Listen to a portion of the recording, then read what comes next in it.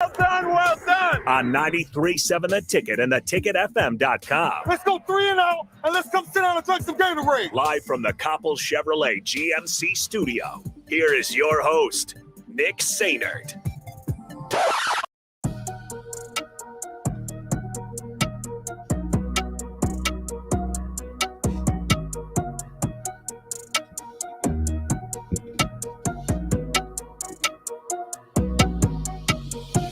Welcome in. Happy Saturday, folks. This is the High School Saturday Show on 93.7 The Ticket, ticketfm.com, wherever you're listening, whether it's on the FM dial, whether it's on our app, our website.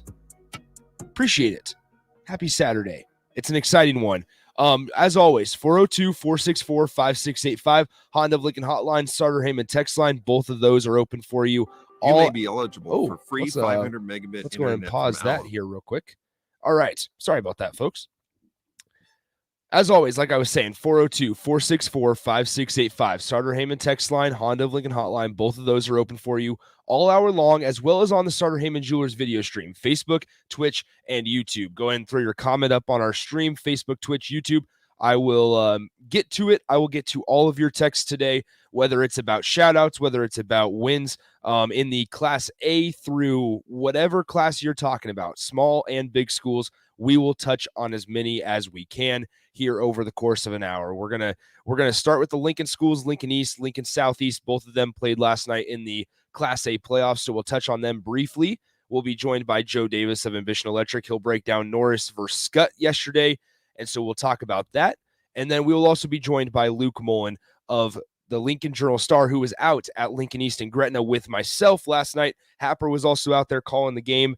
And so we will digest that one. You'll hear some of the highlights from Happer and his call last night in a game that was extremely high scoring, which is okay. 1 second. We're getting told that there's dead air. All right. Hopefully you guys can hear me now. I apologize if there was any dead air on the radio. There was some miscommunication with what was going on here, and I appreciate you guys on the text line. Joe, our good friend, says, you just broke my radio. Joe, I promise I did not break your radio, man. I say we blame Rico. Let's just go ahead and say we blame Rico. All right. I'll restart my spiel here. 402-464-5685. We're off to a little bit of a rocky start. Honda of Lincoln Hotline, Starter Heyman text line. Both of those are open for you all show long. Lemon, what's up, man? You say Nick is alive on the text line. You darn right I am. It's playoff football time. We got some volleyball to touch on as well. It was an exciting night in high school sports. So join us on the stream. If you're heading down to the stadium, let us know. Nebraska plays Purdue at 2:30. And we'll get you going for the A1 Automotive Ticket Tailgate pregame show here about 2 hours after I'm done at 10. So you have a little bit of a break to do whatever yard work, whatever you need to do. And then at noon, turn on the ticket. The guys will be down at Tipsy Tina's in the Haymarket. Go say hi to them and hopefully enjoy a Husker win this afternoon.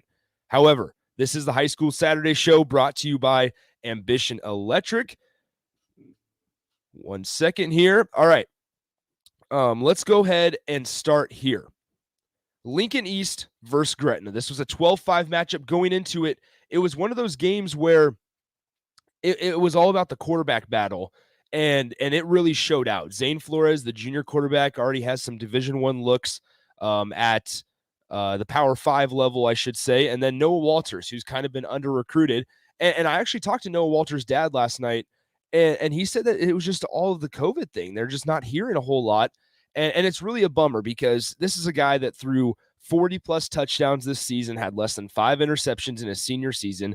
And you can make all the complaints in the world that he's shorter than most quarterbacks. However, when you can sling it, you can sling it. And part of that is he has a lot of good playmakers around him, and Cooper Erickson, Malachi Coleman, even Billy Stevenson coming out of the backfield. He played really, really well last night. And I mean, I was sitting there talking to Luke Mullen, and we'll discuss this here in a little bit when he joins me. But Lincoln East lost to Gretna 59-42 last night. And despite 42 points being a pretty good showing, you can't expect to give up 59 points, especially in the Class A playoffs. And expect to win, if that makes sense. And that's not rocket science. I mean, if Nebraska goes out today and allows 59 points to Purdue, well, there's going to be a lot of things to talk about, and Nebraska can't expect to win, right? No matter how good your defense is. Well, we've talked about it before. We talked about it last week after Lincoln East kind of got embarrassed to Creighton Prep, who lost to Grand Island last night, I should add. That was an 11-6 game that Grand Island beat them. But we talked about it last week, is that it was all going to kind of come down to Lincoln East's defense. And at the end of the day, Zane Flores and the Dragons offense kind of ate them up. And it kind of felt towards the end of the game.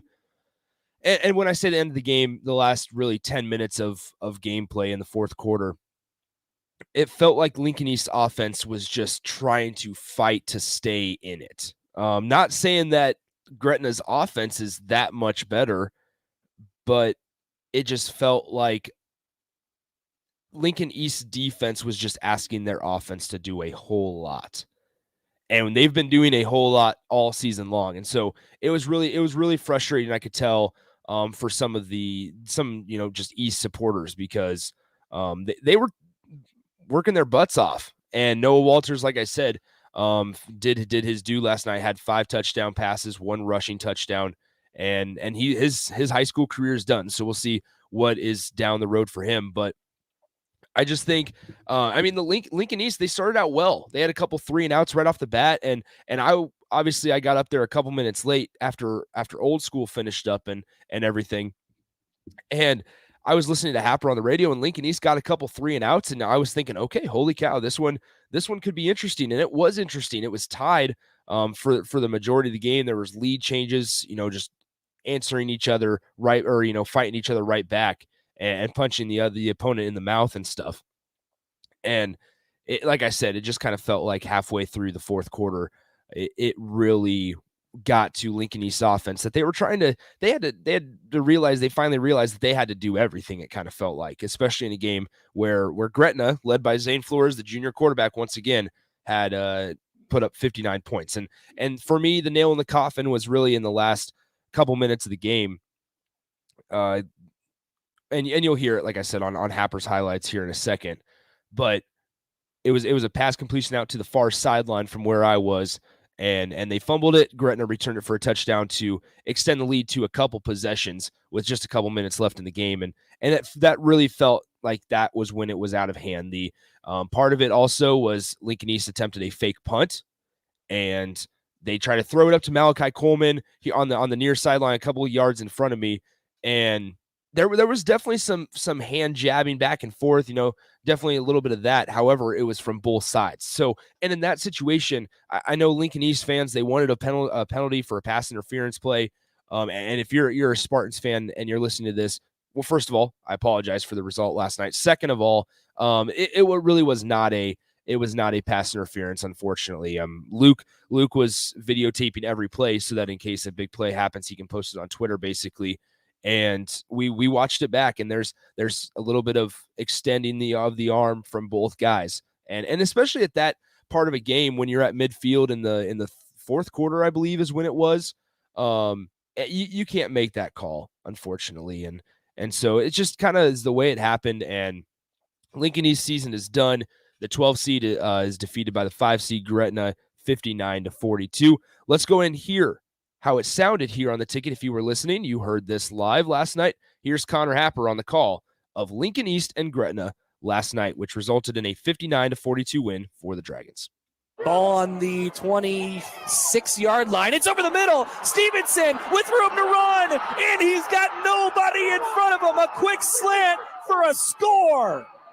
This kick is returnable from the 1-yard line, and here is a good run all the way out down the sideline. Braden Cheney across the 40, and he's all the way home. Broke 1 tackle, and Braden Cheney took it to the house and changed the game. And here's Walters with tempo. He drops back to throw. He heaves it into the end zone. Coleman goes up, catches it, and touchdown. Shotgun for Flores. On 2nd and goal from the 5. He hands it off. Huber makes a cut in the backfield and scores. Dives across the pylon. And Gretna's an extra point away from tying this thing up. 80 seconds to go in the quarter. Flores now hops his way up, looking like a sneak. They go straight in, and they push the pile forward. No signal yet. Yes, there it is. Zane Flores runs in his second on the ground tonight on the sneak. And Gretna has retaken the lead, currently counting 37-35. Dragons taking their time. 7 seconds on the play clock. Flores drops back, throws the screen out. This is Huber. Huber makes two men miss behind the line of scrimmage and gets into the end zone on a great individual play. Mick Huber from 12 yards out is going to make this a two-score game, 44-35. Walters throws into the flat and caught and dropped, put on the ground and taken back for a touchdown for the Dragons.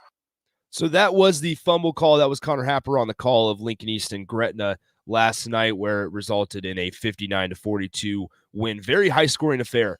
And going in, like I said, it was the defense that was the worry part for the Spartans and anybody you kind of talk to that pays attention to high school sports around the state. All right, moving on with the other city school that was in the playoffs last night, Lincoln Southeast.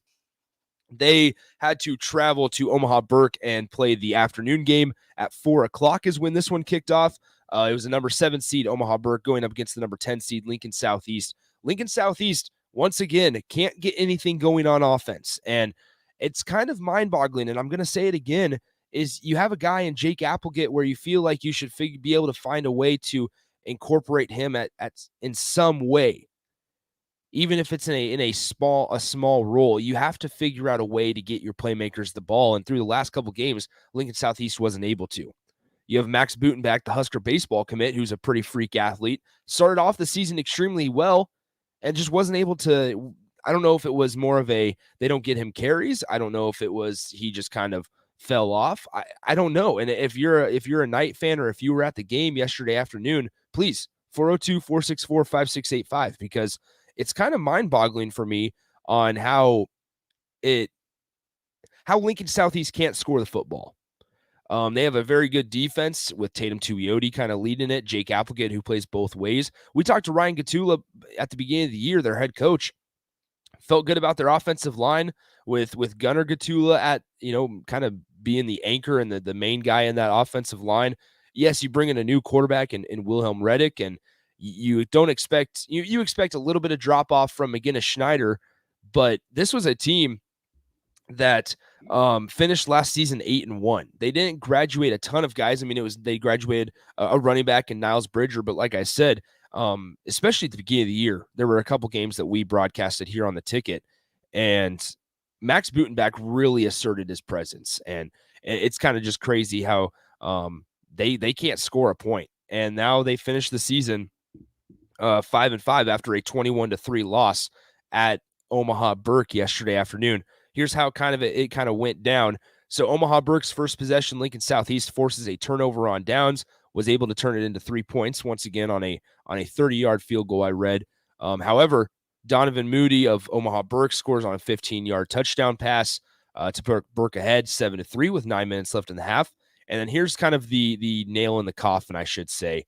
On 4th and 6 with 2 minutes and 31 seconds left, Omaha Burke went for it on their opponent's 23-yard line. Cooper Katsky, the quarterback, finds Trey Stark's 23-yard touchdown pass, and they would extend the lead to 14-3, and then they would add another touchdown on again late. So Lincoln Southeast falls to Omaha Burke 21-3 last night. So we're here, week 2 of the playoffs now, and there's no Lincoln schools in the mix. There are a lot of other ones I want to get to. Once again, find me on Twitter, Nick_Sainert. DM me if you have any information on some schools that were going on. And here's the thing also is I want to shout out some smaller schools. We'll touch on Class B, especially when Joe joins us here in a couple minutes. We'll touch on Class B. Norris and Scott last night. I'll ask his predictions for the rest of the games as well. And then we'll break down the entire we'll break down the entire Class A slate as well for next week and see what intriguing matchups are there. while we're waiting on Joe to call here, 402-464-5685. Millard South, I need to apologize because after last Friday, I should say, I went to the Creighton Prep East game. It was unfortunately a blowout trending towards Creighton Prep's way last weekend on Friday. It was unfortunately a blowout by, like the first possession of the third quarter or something. And I made my way to Millard South, watched Omaha Burke play Millard South last Friday. Since I was in Omaha, I was like, why not? Well, they were without Gage Stanger last Friday, and they made Burke. It felt like Millard South was in front by way more than the scoreboard showed or would indicate. However, so Millard South is the number 1 seed. We'll talk about this after we get to Joe, but I'll kind of tease it right now. The 16 seed Omaha North tops Millard South on the road on a touchdown with about 16 seconds left. So we'll break that one down. Mike Sauter, you guys know him from Happer and Schaefer. He's one of the guests of NEB Preps. He actually interviewed head coach Larry Martin of Omaha North last night following game. So we'll hear that post-game interview really quickly. But first, let's go ahead and go to the Honda of Lincoln hotline, 402-464-5685. I believe this is Joe Davis. Joe? Morning, Nick. How are you today? I am doing fantastic. How are you doing? I'm tired. Yeah. Let's go ahead and dive right into it because you had quite the day yesterday. You guys, Norris had to travel to Omaha Skutt. It was an 11 seed versus a 6 seed game. Explain it. Norris, they fall 31-10. Explain how it kind of all unfolded. Well, first drive was kind of going to be the telltale of the game. First 6 drives went interception, fumble, field goal, punt. So we just couldn't get our offense going. That was a big thing. First half, we were really flat on offense. Defense leaving holes up the middle, and we couldn't cover their wide receivers. Yeah, so let's talk about the offense for a moment. Was it more of the offense being just stagnant, or was it the defense of Omaha Skutt really kind of putting the clamps on the Titans? I'm going to give a lot of credit to the Skutt D-line. They were giving a lot of pressure on Cooper. It just, same story, different Friday. That sounds familiar. Yeah, small guys up front against some bigger boys. They kept coming. Skutt just, I wouldn't say they were blitzing more than any other team, but they were putting a lot of pressure on Cooper. They wasn't giving him much time in the pocket, and he was running for his life. It's just kind of how the season's gone. We put too much on Cooper's shoulders, and we just don't give him the time to throw the ball. Yeah, let's talk about Cooper a little bit here. Cooper Hausman, the quarterback, and Cale Consbrook, who really impressed me when I got to watch him a couple weeks ago against Pius. They're both going to graduate. You guys are graduating quite a few. There's Cooper Spalding in that list as well. What if I asked you to sum up specifically Cooper Hausman's career? How would you sum it up in a couple minutes here? He's a remarkable young man. He doesn't get down on himself. He makes a mistake. He brushes it away, and he gets back out there and fights again. Kid's got the biggest heart on the team. He doesn't want anything more than to succeed. He wants that team to succeed. I mean, I said it a few weeks ago. Cooper carries that team on his shoulders. And, wherever he ends up playing ball, they're going to be lucky to have him. He's a phenomenal athlete. He's got good vision, and he's got some changes to make, obviously, with decision making, but that'll come. That's experience, When you're looking at this for next year, this Titan squad and knowing kind of who they're graduating, who's going to come back, and who they're going to have in which room, what position group do you look to on kind of both sides of the ball there and say this is kind of a spot that Norris really needs to improve next year? Either it's because they're losing the guy or it just wasn't good enough at that position this year. Kind of concerned about our D-backs a little bit. We're going to lose some height. We're going to lose some some great athletes from the senior class. We're graduating 17 of our football team. So the D backs and probably a little bit of the line. We don't have a lot of size coming up, but we will have a senior in my son next year, and hoping over this improvement season that starts on Monday that he'll make a huge impact next season for both the offense and defensive side of the ball. We're getting, good blocks and a lot of pressure, but it's all going to come to the leadership of this junior class. Mm-hmm. If this junior class comes out and they wrap their arms around this team next year and everybody improves from top to bottom. I mean, the freshman team this year was a good team, so there's a lot of athletes coming up from the freshman class. They'll be sophomores next year, and they're not a lot of big kids, but there's a lot of fast kids. So, the team will stay intact. I look for an improvement from this year to next year. I guess actually it's funny that you mentioned your son Hunter, because I was actually going to go there next. What does he need to do, looking at him? I know it's a little more personal talking about your son here. So what does he need to do to just really elevate his play and be that leader and be that kind of anchor on both lines for Norris next year? Well, it's already been brought to my attention from other parents that Hunter is a silent leader. A lot of these younger guys look up to him, and you can see that at JV games. So he's got that part. He's got the mentality for it. He just doesn't like the attention. Yeah. So he's gonna have to get used to that. But from a football standpoint, he needs to get stronger. He needs to get faster feet, and he needs to quit letting his mind get in the way. He just needs to react rather than think about it. So those are his 3 improvements for this off season is getting his feet faster, hitting the weight room harder, and just let football come natural to him and not overthink everything. Well, and it's kind of interesting that you talk about silent leadership, because I truly believe, and when I played baseball just a couple years ago, I mean, it was a big talking point on our team as well and in our program is that most of the time it's more important to lead by your actions than your words, and a lot of programs need that over the guy that wants the spotlight, if that makes sense. You're 100% right. Talking doesn't mean nothing if you don't have the actions to back it up. Mm-hmm. I guess, okay, and you kind of talked about this here, a couple more before we let you go. I mean, one thing that I kind of have noticed about Norris, especially football, and like I said, you kind of touched on it, when they're down, they're not down for long. They're not losing for an extended period of time. Obviously, this season didn't end. It didn't necessarily go the way that I'm sure, Coach Ty Twarlin and all you guys were hoping for.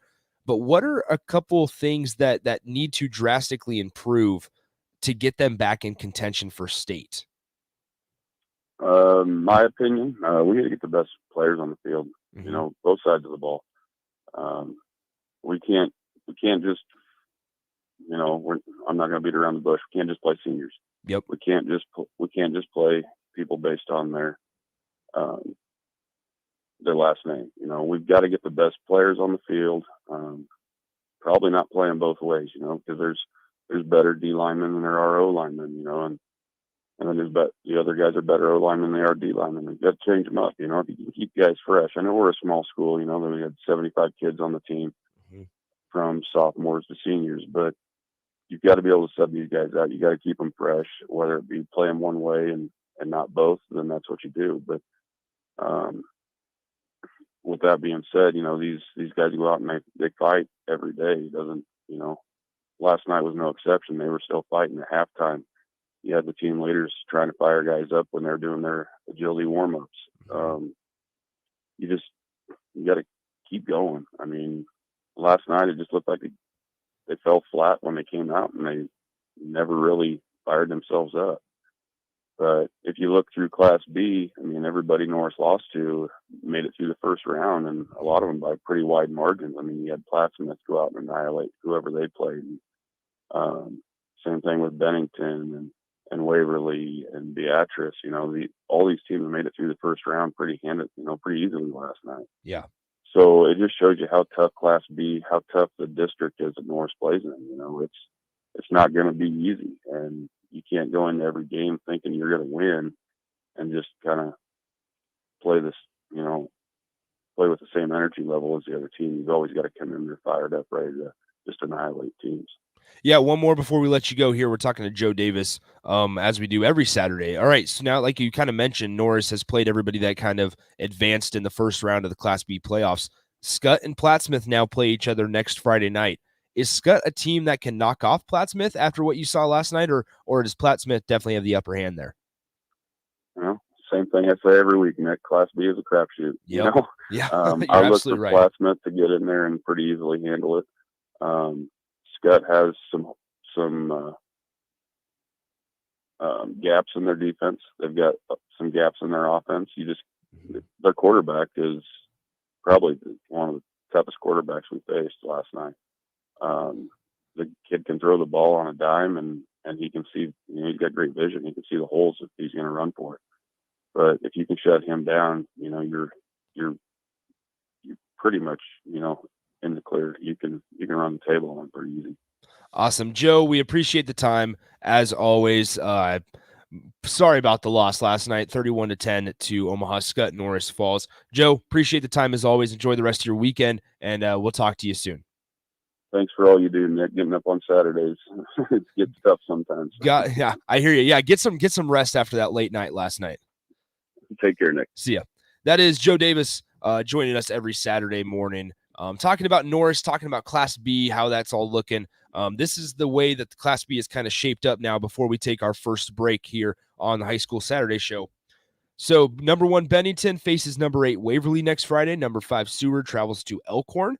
Like I mentioned to Joe, Plattsmouth and Omaha Skutt face off next Friday, and then Scottsbluff and Aurora battle it out next Friday night as well. All right, let's take our first break in this one. When we come back, we'll be joined by Luke Mullen of the Lincoln Journal-Star. We'll do all that next here on the High School Saturday Show. You may be eligible for free 500 megabit internet from Allo if you've been financially impacted during the pandemic or received federal support.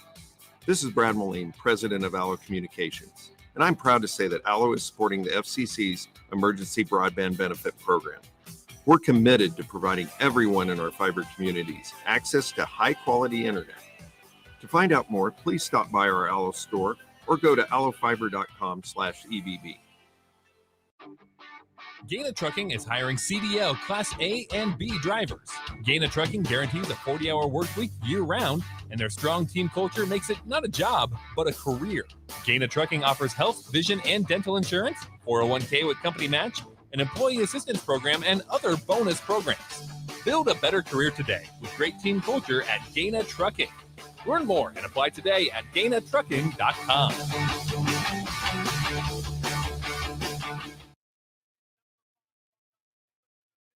Doctors, nurses, and frontline workers have labored selflessly to keep us safe during the health crisis of our lifetime. How do we thank these heroes? It's simple. Get your COVID vaccine so we can end this pandemic. Variants are on the rise, and we don't want to put these heroes through another health crisis. They have given their all. Now it's up to you. Please do your part. For you, for them, for us. This message sponsored by the Helmsley Charitable Trust, aired with the Nebraska Broadcasters Association and this station. Hey, sports fans. Rico here with HIS Auto Care 70th and Van Dorn.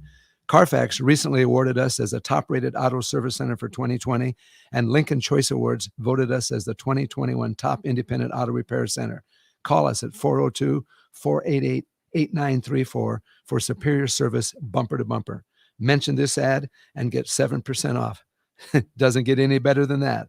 Rico for his Auto Care, 70th and Van Dorn. God bless you. Mike Shaver here for Trek CBD. There's a lot of CBD shops opening up in Lincoln, but Trek CBD focuses on quality above all else. Their products are from local CBD company Nico Farms and are third-party laboratory tested. They have products that can help with stress, anxiety, pain, relief, and more, and have a wide selection of Delta 8, including Serene 8. Trek CBD is locally owned and operated. Go visit Scott or Shannon at their 84th and Highway 2 location or at 27th and S, or go online to Trek CBD with free delivery. Trek CBD done right. What are you doing, Sip? I thought the chickens could use some more light in their lives. So you're building what exactly? It's a motion censored switchboard. Duh. Are you sure you know what you're doing? Of course. Ow! God! Ow! Seems like a job for a professional. Just one more wire.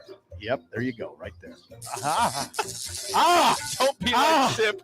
Call Joe at Ambition Electric for any of your electric needs at 402-217-3415. Tailgating wasn't just meant for weekends. Join 93.7 The Ticket every Tuesday at Chick-fil-A for Tailgate Tuesdays. Scan your app with any purchase on Tuesdays and you'll be entered to win a tailgate meal for 15 people. That's chicken nuggets, fresh fruit, and iced tea or lemonade. Winners will be contacted each Wednesday, and you can come see Tom and Bach from 11 a.m. to 2 p.m. at the 48th and O location or at South Point each week. It's Tailgate Tuesdays all season long at Chick-fil-A in Lincoln. Rosie's Sports Bar and Grill has been your go-to in South Lincoln for years, and their second location in downtown Lincoln is now open. Rosie's downtown spot is Lincoln's premier Nebraska party bar with the sidetrack band every Friday night of home games and all day for Nebraska home football games. With 34 TVs that are 65 inches or bigger, you'll always have a great view for all the games. Make sure to check out the new Rosie Sports Bar and Grill, now open in downtown Lincoln at 10th and P. And now more Straight Talk from Straight Talk. The big wireless companies say they're the only way to get the best coverage. Because they've got like a cajillion cell towers? Something like that. But Straight Talk Wireless runs on those same towers, so you get the same great networks for up to 50% less. I wonder if they're counting that one in Kickapoo, Kansas. Oh boy. Switch today and get our unlimited plan for just $45 a month with 25 gigs at high speeds and no contract. Straight Talk Wireless, no contract, no compromise. Savings may vary. See straighttalk.com. Allstate now has deeper savings, and deeper savings require deep thoughts and a deep voice, like mine. Save for being a new customer. Save more for adding DriveWise, and save even more for driving safely. Visit allstate.com or contact your local agent for a quote today. As someone once said, saving today is money tomorrow. That's deep. Not available in every state. New customer savings based on early signing discount. DriveWise is an optional feature. Savings vary based on how you buy. Subject to terms and conditions. Allstate Fire and Casualty Insurance Company and affiliates. Northbrook, Illinois. The Ticket, High School Saturday on 93.7 The Ticket and theticketfm.com.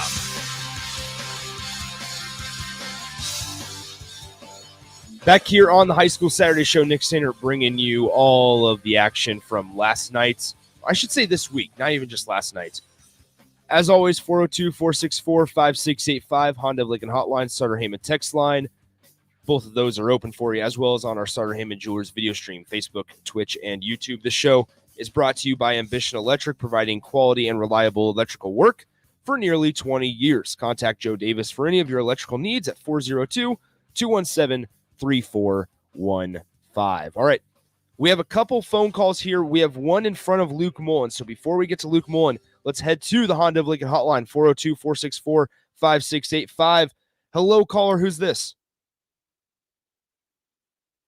And nobody's there. All right, perfect. Let's go ahead and just go straight to Luke Mullen of the Lincoln Journal-Star. Luke, hello, man. How's it going? It's going great, Nick. Good to chat to you again. It was really nice to see you in person. And whenever I see you at a game, I know it's going to be a good one. Yeah, well, I don't know if you should say that because, I mean, don't forget last Friday with Creighton Prep and Lincoln East. So I would be careful about what you say there because that was not necessarily the best one to go to. You're right. But we got a better track record than just one game. We exactly. look at the whole season here. Yeah, exactly. And I'm sure I'll make my way out somewhere next weekend as well. Okay, let's I guess, you know what? I was going to start with Lincoln East and Gretna, the game that you and I were both at, but let's talk about Millard South and Omaha North. Holy cow. What happened there? Because it sounds like Gage Stanger actually played a pretty good game. Millard South played a pretty good game, but Omaha North, who a team that started out 0-5, it just played a better one. Yeah, I mean, so me and Stu Pospisil from the World Herald, we were both there at the Gretna field after the game. We were listening on the radio, and Stu was telling me he thought North played a really tough game against South. First time they played, they were pretty close at halftime. So you always look at some of these playoff rematches, and the team that lost that first time around, they get the chance to make adjustments. They get the chance to draw up some things on the other offense or defense, based on what they saw. And North kind of runs that option offense with the Williams brothers. really gives some teams some trouble. So, I think that definitely played into it. You have to consider also Millard South, a ton of two-way guys. So, this game was super back and forth. I'm sure they were pretty gassed there, a little bit beat up by the end of that. And for Omaha North, too, I mean, just total credit to that team. Started off 0-5, goes on a huge run just to make the playoffs. And so they're going into this 16-1 matchup. Clearly, they know they got nothing to lose, trying to pull a shocker. And, sometimes you just get that team togetherness. Clearly, they had it. Coach Martin up there, he knows a thing or two about winning playoff football, too. So Omaha North, I mean, I don't know if a 16 has ever beaten a 1 in Class A. Well, I'll be honest, I during the show yesterday, during the day, I should say, on our Friday shows, people were asking me, what's the likable most probable matchup in a state title game. And after I watched Millard South last Friday against Burke, I thought, oh, Millard South is the most complete team in the state. It feels like they really have it figured out with Stanger, who does play both sides of the ball, but quarterback, and then the Northern Illinois commit and Christian Nash in the backfield. I felt like Millard South was the most complete team in the state.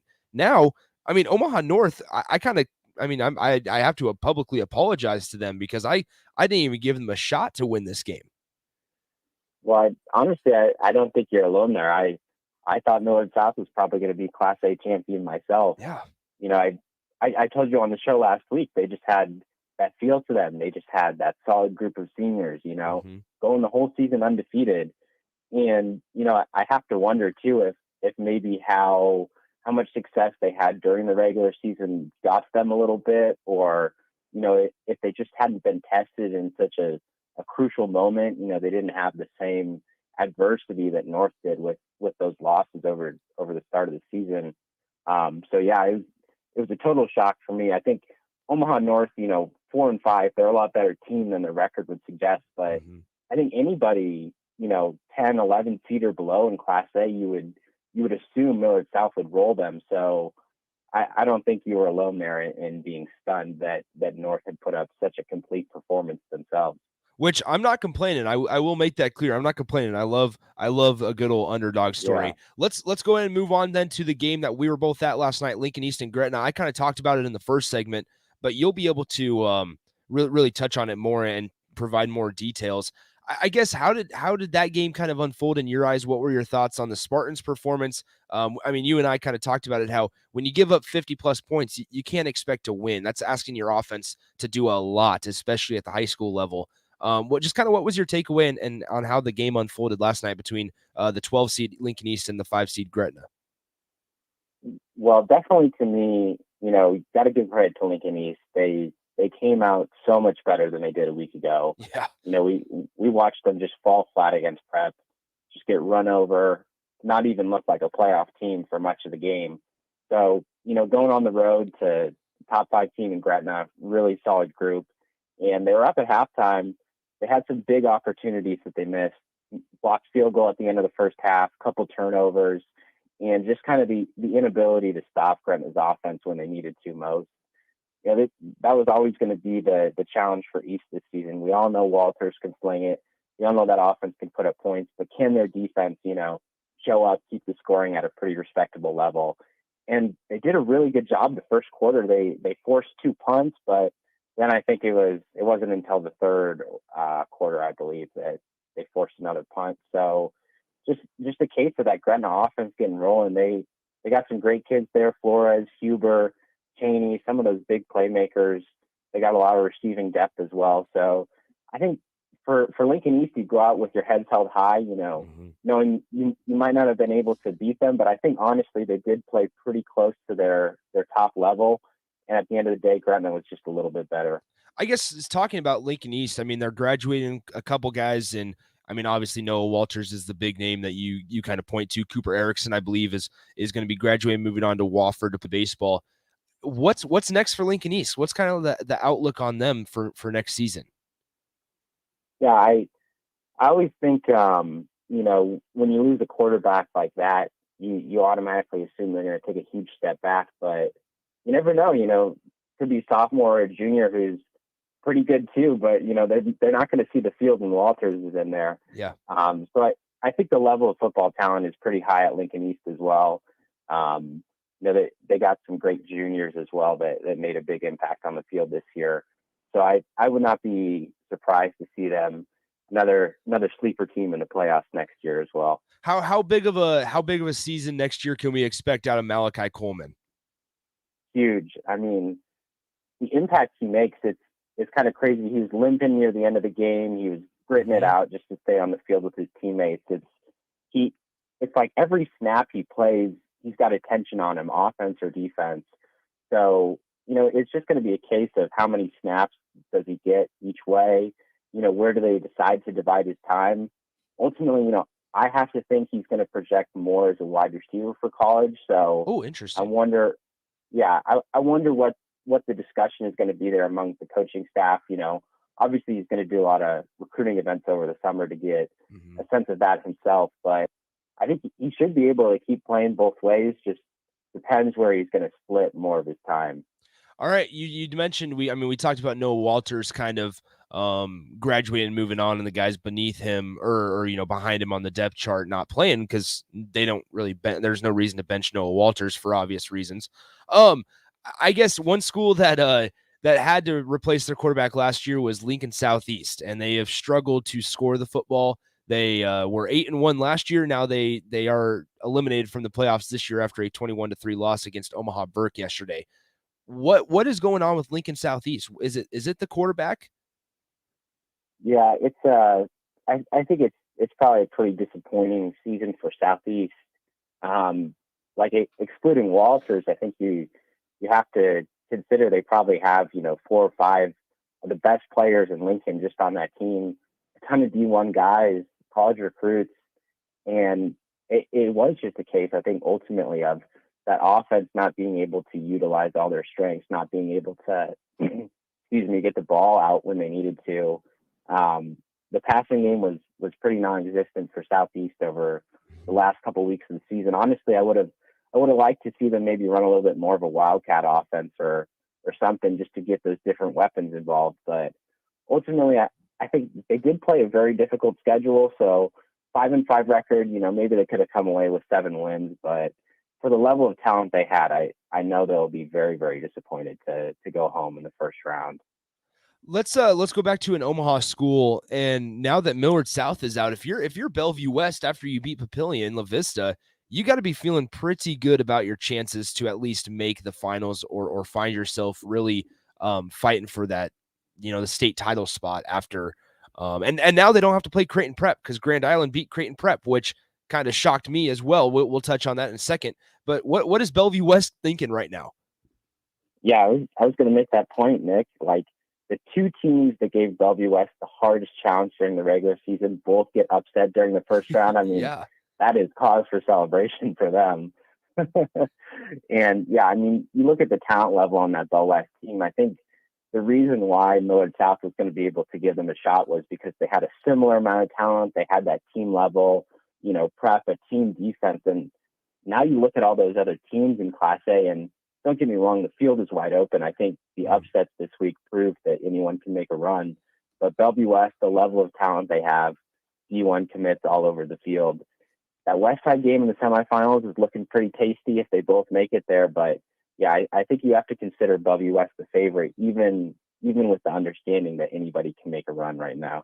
Yeah, I better be careful of how much I talk about it because I mentioned that Bellevue West and Millard South were going to be in the finals, which I know is not really going out on a limb because they're the 1 and 3 seeds, but it was more of a just overall talent. It really feels like those guys have an advantage. Obviously, Westside's definitely in the mix after their 49-0 win last night against Papillion La Vista South. All right, Luke, we're talking to Luke Mullen of the Lincoln Journal-Star with us as we do every Saturday. Let's look ahead to next week a little bit. So I don't know how much you've been able to look at the bracket here. There are still 8 teams alive. Omaha North plays North Platte. North Platte, with that heavy rushing attack offense, beat Columbus and Nebraska commit Ernest Hausman yesterday. What do you expect from that game? I mean, how interesting is that game with Omaha North with the 16 seed going up against the 8 seed North Platte? Well, it's hugely interesting. I I feel like I'm going out on a limb here, but I think Omaha North can keep it going. Oh man, you just look at a team like that. They've won 5 in a row, and like I mentioned, the expectations are just nothing. They're just playing with house money at this point. So that North Platte team is really tough. I think it'll be a little bit of a similar challenge to Millard South, just in the caliber of athlete, to a little bit of a lesser extent. And the challenge up front there for Omaha North will be a difficult one. But I really like the Williams brothers, Keyshawn. He does a great job in that offense, and I think going on the road to North Platte, I think they're going to have a little bit of trouble with that offense too. So just going to be a case for North. Can they limit North Platte's rushing attack? Keep the ball in their hands and not North Platte's. But at this point, I think Omaha North, they could make the semis. Yeah. Interesting. Then on that same side of the bracket, now it's Gretna off that big 59-point performance over Lincoln East last night, facing Elkhorn South. Elkhorn South topped Kearney at home 35-20. That's the most intriguing one for me personally, looking ahead at next week. Obviously, in the semifinals, there's going to be much more intriguing because, like you said, you have that Bell West and Omaha West side opportunity. But with Gretna, talk about Zane Flores a little bit. What does he do really, really well? But then also, what's his friction? What's something that he really needs to work on? Yeah, so for Flores, I mean, the first thing you notice when you watch him is just his arm strength. The ball just kind of zips out of his hand. He gets it to his receivers quick. And, a lot of that comes from his size, 6'2". He's got really good mechanics. I'd like to see him improve his footwork a little bit. He's a little kind of jittery in the pocket sometimes. Might be an issue with protection there if he's, feeling the pocket collapse around him. Does a pretty good job with his legs too. He scored 2 rushing touchdowns. It's pretty scary when you see a 6'2" guy lower his head. Well, you and I were standing on the side. Sorry to cut you off, but you and I were standing on the sideline, and he went one-on-one with a Spartan defender and just lowered his head. And I was like, "Oh, okay, Zane." Yeah, absolutely. I think that's probably something of his game that he might not have gone for in the regular season, but playoff with the season on the line, he's definitely going for it. But there's definitely a reason why he's got Division I schools looking at him. He has that look of a guy that could succeed in college. He's got tremendous skills at quarterback, and he just keeps developing. I saw him last year, and he made huge strides this season. Honestly, he's been a much better player, and I think this playoff run too is going to be a great experience for him. And as a senior, he's going to be totally deadly. We're talking to Luke Mullen of the Lincoln Journal-Star. Luke, okay, so let's talk about that Gretna Elkhorn South game. What are a couple players to watch? Obviously, I'm a little more familiar with the Dragons. So, who are some people on Elkhorn South that fans need to kind of be paying attention to next Friday? Yeah, Maverick Noonan. He's a high-level Division I recruit. He's getting looks all over at defensive end. Just an absolute game wrecker, and that's going to be a huge matchup for Gretna to see if they can stop him. If Flores doesn't have that time in the pocket, that is going to hugely limit the output of their offense. And on the flip side, Elkhorn South running back Cole Ballard, he's phenomenal, just putting up 2-3 touchdown games pretty regularly. And I look at this Gretna Elkhorn South matchup, and I think both of these teams are, thanking their lucky stars that Millard South got knocked out, because their path, to Memorial Stadium just became a lot easier. They're thinking, if we make it out of this matchup, we got everything on the table. And especially for both of these teams, Gretna, this was their only loss of the year to Elkhorn South. And Elkhorn South, defending runner-up from last year as well, they're looking to make it back. So both of those teams, I think, are pretty fortunate and are going to be pretty tough to stop over the next couple games. I think that matchup is pretty much as close as it gets. It's hard to kind of see who's going to win at this point. All right, Luke, couple more before we let you go. We're going a little longer today, so I hope that's okay. I hope you got nothing planned or anything like that. So let's move to Class B really quickly before we have to let you go. We get this off of our Starter Heyman Jewelers video stream, Facebook, Twitch, and YouTube.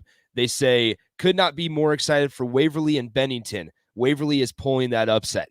So with Luke, that's where I ask you, what does Waverly need to do? Who are some guys that really need to step up? What does Waverly need to do to knock off number 1 Bennington next Friday?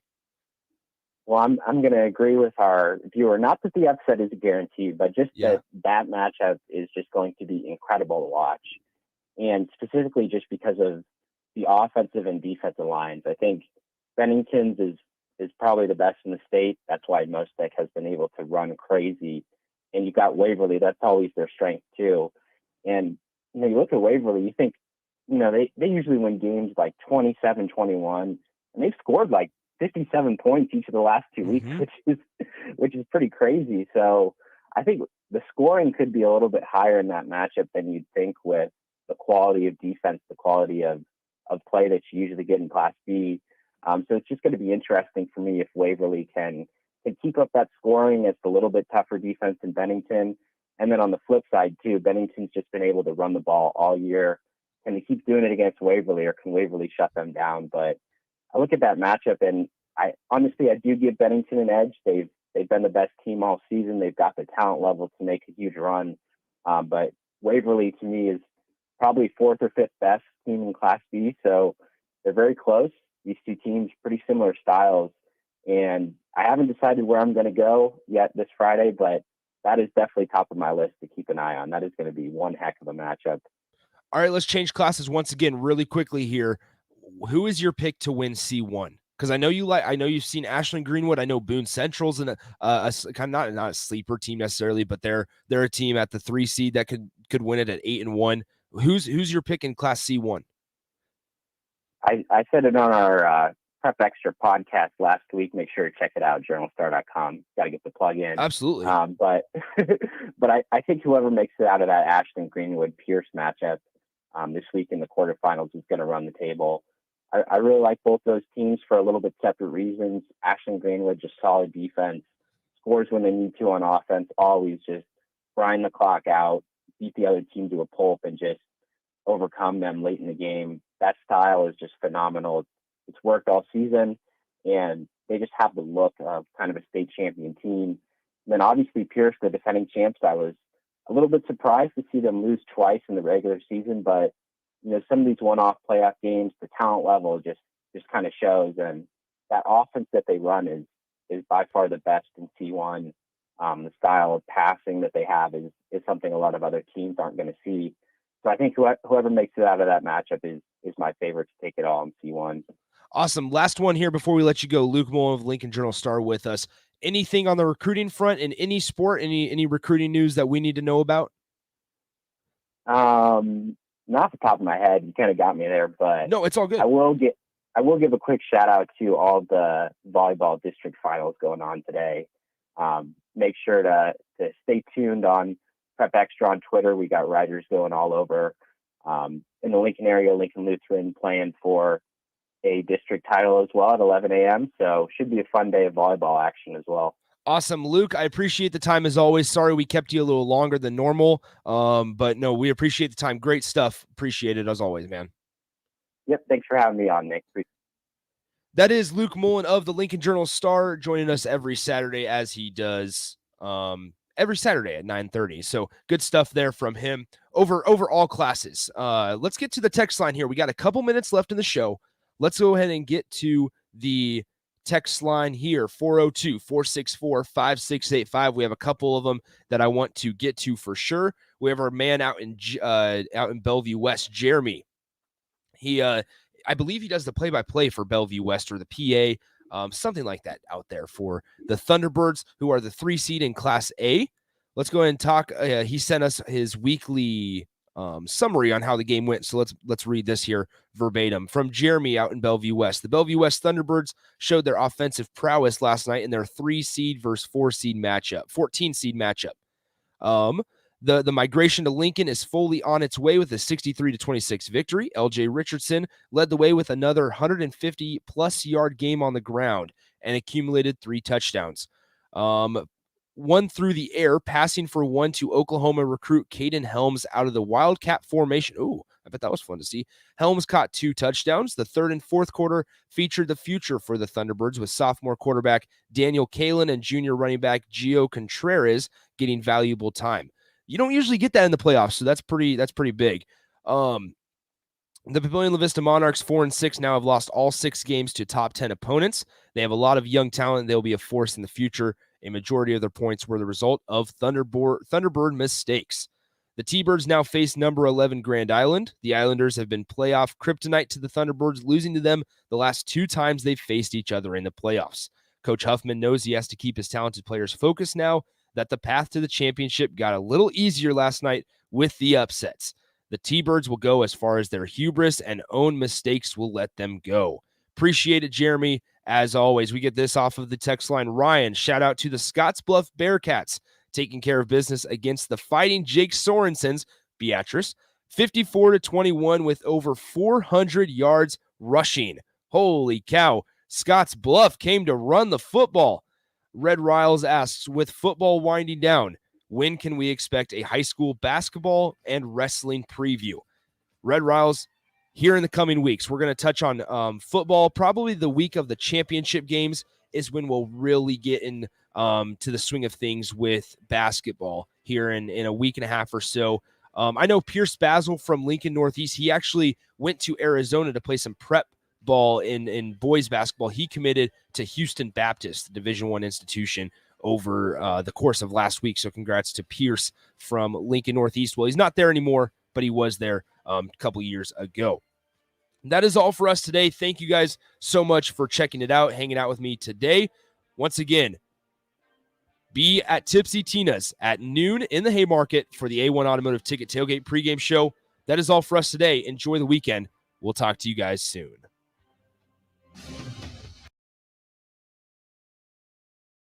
What are you doing, Sip?